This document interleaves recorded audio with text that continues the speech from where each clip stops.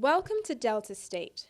Located in the south-south of Nigeria, this oil-rich state has undergone drastic changes in the past 2 years. Spearheading Delta State's transformation is its governor, Emmanuel Uduaghan, a man with a vision. We sat down, assessed what was on ground in the state. Don't forget that I was part of the previous administration, first as commissioner and secretary of state government. So I knew some of the things that had happened, and I wanted to improve on what had happened. And improving on what had happened, we had to come out with a 3-point agenda of peace and security, because peace was a big issue then. We had the peak of the Niger Delta crisis. And 2, we also had to come up with infrastructure development, which was also an issue to improve on what had been done previously. And of course, the human capital development. And these 3 agendas, they are interwoven because you require one to do the other. Without peace and security, no contractor can come in and start to put up infrastructure. And without peace and security and infrastructure, of course, you cannot talk about human capital development. So our vision was programmed around these 3 agenda in the States. In order to meet up with the hopes and aspirations of the people of Delta State, the Delta State Oil Producing Areas Commission has been repositioned for maximum productivity.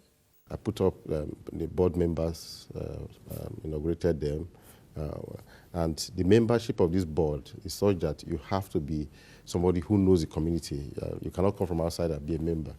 You will have been living with the various community, understanding them, and knowing the problems. So it was it's a bottom-up approach system in terms of development that we adopted with that. And that commission, we have been funding 50% of our 30% derivation that comes with the state every month, goes to that commission. That commission has been able to touch the lives of the grassroots person in the oil producing community.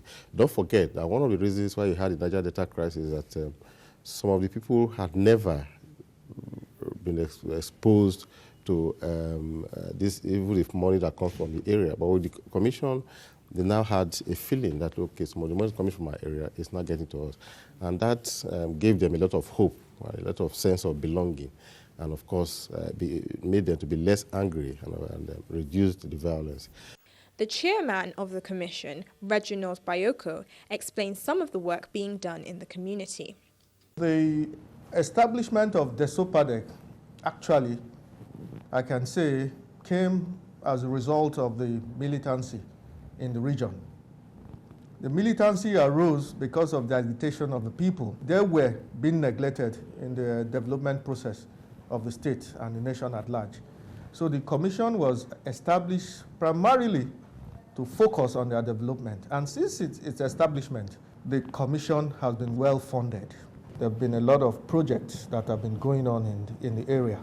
In terms of human capital development as well, the people of the oil-producing communities for quite a while, I mean, let's be honest, they've never really felt the impact of government relative to the quantum of contributions to the revenue of the state.